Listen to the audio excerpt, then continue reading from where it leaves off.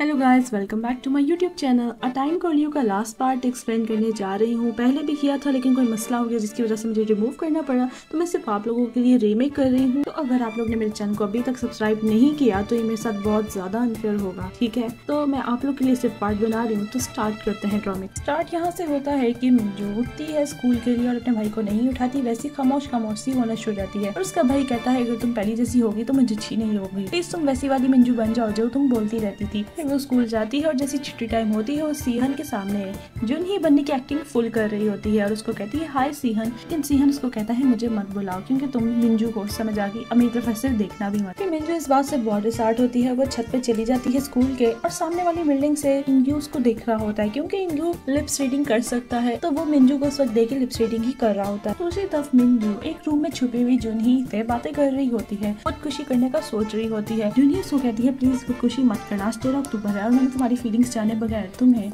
Young की बात करने को कह रही थी, प्लीज मुझे माफ कर दो।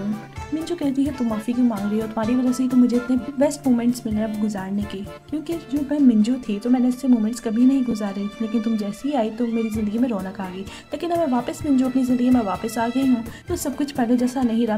मेरे लिए सब करना और भी मुश्किल हो रहा है। ये सारी लिप्स रीडिंग इंग्यू पढ़ रहा होता है। उसको यकीन आ जाता है कि मेरी जुनही नाम की लड़की वाकई में है। जैसे मिंजू जंप मारने का सोचती है तो इंग्यू भाग पड़ता है और छत पे आता है, देखता है मिंजू वहाँ पे है ही नहीं, बस उसका बैग है। फटाफट भाग के सीहन के पास जाता है, उसको कहता है मेरे साथ मिलके मिंजू को ढूंढो, मेरे साथ मिलके मिंजू को ढूंढो। वो अचानक से गायब हो गया, छत पे खड़ी हुई थी। सीहन और इंग्यू साथ दिन उसको ढूंढते रहते हैं, लेकिन हम देखेंगे रात को कंस्ट्रक्शन साइट पे मिंजू खड़ी होती है जहाँ पे यंग जुन आ जाता है उसको मारने के लिए। और मिंजू भी उससे भाग नहीं रही होती कि वो मरना नहीं चाहती, लेकिन वो यहाँ पे मरना चाहती है। अचानक से यंग जुन भाग जाता है क्योंकि 2023 में ये टाइम चल रहा होता है। यंग हेडफोन्स लगा के बैठा होता है और पुलिस उसको उठा के ले जाती है, इसलिए उसको जाना पड़ता है इस बॉडी से। फिर मिंजू फैसला करती है खुदकुशी करने का वापस से, जहाँ पे इंग्यू आ जाता है भाग के उस कंस्ट्रक्शन साइट पर उसको रोकता है। वो रुकती है और कहती है प्लीज मुझे मरने दो। वहाँ पे इंग्यू कहता है कि मैं तुम्हें बहुत ज्यादा चाहता हूँ, प्यार करता हूँ, लेकिन तुमने कभी भी मेरी तरफ नहीं देखा। इस दुनिया में हद से ज्यादा तकलीफ में तुम ही नहीं मैं भी हूँ। जब तुम सीहन को प्यार से देखती थी तो मैं बहुत तकलीफ काटता था। ये सब सुन के मिंजू फिर भी उसकी बात नहीं सुन रही होती और वो जंप लगाने की कोशिश करती है। वो जंप लगा देती है। इन सबके बाद जुन ही वापस 2023 में प्रेजेंट में चली जाएगी, जहाँ पे वो वॉच में आती है और कहती है ये क्या हुआ, मिंजू ने तो खुदकुशी कर ली।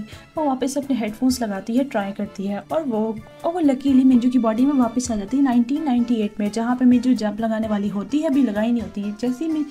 जैसे जुन ही मिंजू की बॉडी में आती है तो वो इतना खुश होती है, लेकिन उसका पाँव स्लिप होके वो गिरने ही लगती है। इंग्यू से फटाफट हाथ पकड़ के बचा लेता है। तो जुन ही कहती है थैंक यू इंग्यू, तुमने मिंजू को बचा लिया। फिर इन सब के बाद सीहन और इंग्यू मिंजू ये सारे बैठे होते हैं, जहाँ पे जुन ही कहती है कि तुमने मिंजू को बचा लिया। मिंजू एक सेफ जगह पे है जहाँ अगर मैं वापस 2023 में जाती हूँ तो मिंजू वापस अपनी जगह पे आ जाएगी। और सीहन उदास होता है कि तुमने मिंजू को बचा लिया, इसका मतलब हम कभी भी प्रेजेंट 2023 में कभी भी मिल नहीं पाएंगे। उसके बाद सुबह हो जाती है, जहाँ पे जुन ही इंग्यू के पास आती है, उसको उस कैसेट देती है, कहती है इस कैसेट को सुन के ही मैं यहाँ इस दुनिया में आ सकती हूँ, लेकिन तुम्हें इस कैसेट को जलाना होगा ताकि मैं कभी भी मिंजू की बॉडी में आकर उसको परेशान मत कर सकूँ। तो इंग्यू पूछता है सीहन का क्या होगा, वो तो तुमसे बहुत प्यार करता है। जुन ही कहती है अगर ये कैसेट जल गई तो उसको याद भी नहीं होगा कि मेरी जैसी कोई लड़की भी थी इस दुनिया में। फिर जुन ही जाती है सीहन के साथ किसी स्टेशन साइट पर, उसके साथ बहुत इंजॉय करती है, अपनी मेमोरीज भी बनाती है ताकि वो उस मेमोरी की सहारे खुश रह सके। फिर जुन ही और सीहन तो एक दूसरे को प्यार से देख रहे होंगे और सीहन की आंखों में बहुत ज्यादा आंसू होंगे। उसको पता होगा कि अब वो कैसेट खत्म हो जाएगी और जुन ही भी यहाँ से चली जाएगी।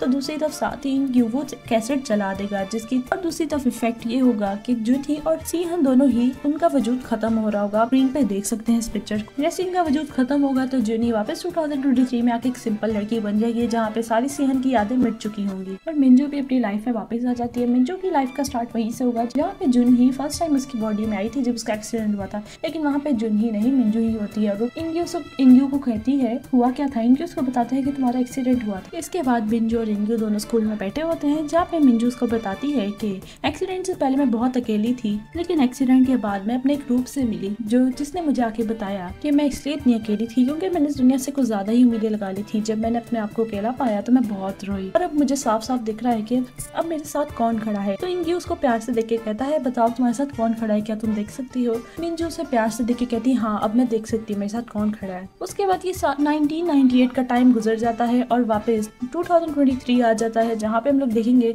सीहन एक अपनी छोटी सी कंपनी स्टार्ट कर लेता है। वह सीहन होता है, यंजुन नहीं होता। फिर वो रात को काम खत्म करने के बाद एक बस में बैठता है, जहाँ पे उसको जुन ही मिलती है, जिसको देख के कहता है आप मिंजू है। वो कहती है नहीं मैं मिंजू नहीं हूँ। लेकिन यहाँ पे जुन ही को भी वो अच्छा लगता है तो उसको वापस मुड़ के देखती है। उसके बाद बस से उतरने के बाद सीहन जुन ही के पीछे वापस भागता है और उसको देखता है और यहाँ पे जुन ही भी उसको देखती है। यहीं पे हमारी एपिसोड का एंड होता है। आई होप आप लोग को मेरी लास्ट एपिसोड अच्छी लगी होगी।